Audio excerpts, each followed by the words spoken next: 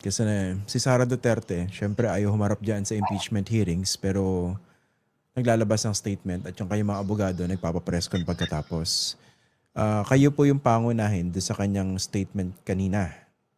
Kaya I'd like to get your reaction to this. Sabi niya, for nearly a decade, Mr. Antonio Trillanes has been peddling the same incredible story about alleged billions in bank accounts. From 2016 to 2026, nothing in his narrative has changed. What has changed, however, is the machinery now backing him. Parang pinapalabas niya rito kasapakat kayo sa isang matinding sabuatan para pabagsakin siya. Alam niyo po ano 'no, neither here nor there 'yun eh 'no. It's a general denial, tapos may conspiracy angle pa. Pero in the face of overwhelming evidence, wala pong value 'yon. Alam niyo hindi niya sinabi na, "Hindi totoo 'yan. Wala akong perang ganyan, wala akong tinanggap kay Sami Uy, at ito ang pruweba ko.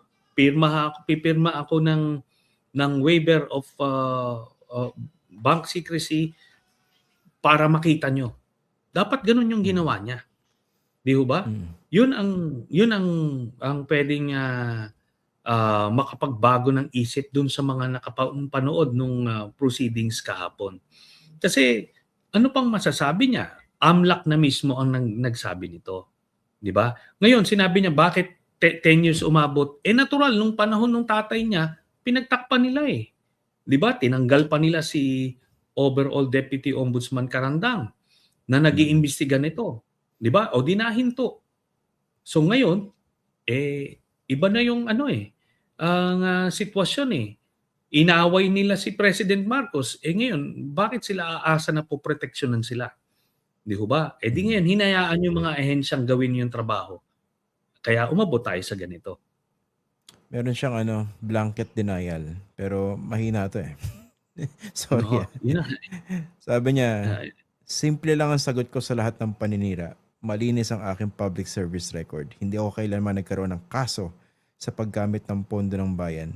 Actually, meron yung confidential fund. yeah. Sabi niya, lahat ng aking ari-arian, pera ay dineklara ko sa aking salin. Ang bawat sentimo ay mula sa lehitimong pinanggalingan at may kaukulang dokumento. Ayun, binasa ko lang. Ano ba tingin niyo? Yeah. So, yun nga ang problema niya diyan, Christian, kasi dun mismo sa salin niya, wala nga siyang sinabing pera niya sa cash Cash on hand and Mm. cash in bank. Wala zero from 2019 to 2024. Ngayon, tinignan din doon yung mga business investments nila, hindi naman kumita. So, dito tinatanggal ng Committee on Justice yung mga probable or possible legitimate sources nung mga movement nung perang gano'ng kalalaki. Pero nga wala Wala naman ho silang negosyo na gano'ng kalaki. Kaya problema niya ito. Ngayon at ito 'yan, itong Duterte family at buong Duterte camp, 'di ba sanayan sila magsinungaling, sanayan sila mag-gaslight.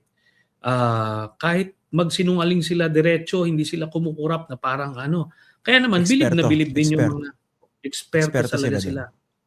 It's as natural as breathing yung papagsisinungaling sa kanila. Kaya yun ang problema nila ngayon. Gano'n na lang ang gagawin nila and expect these problems to go away. It will not go away.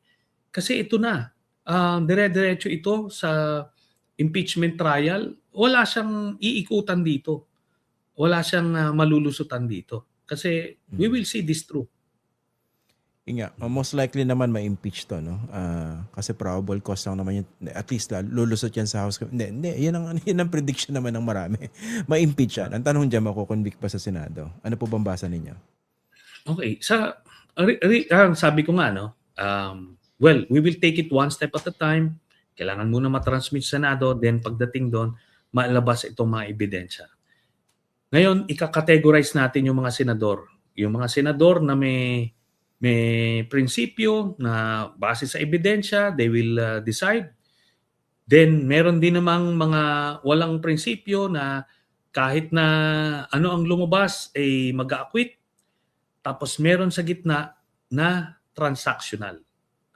Okay, masakit man ito sa tenga, pero transactional meaning naaareglo. So, yan ngayon ang pupuno dun sa 16. So, both sides Okay. makikipag-areglo yan, makikipag-negotiate sila. Ultimately, the best deal for them, yun ang kukunin nila. So, yan po yan. Okay.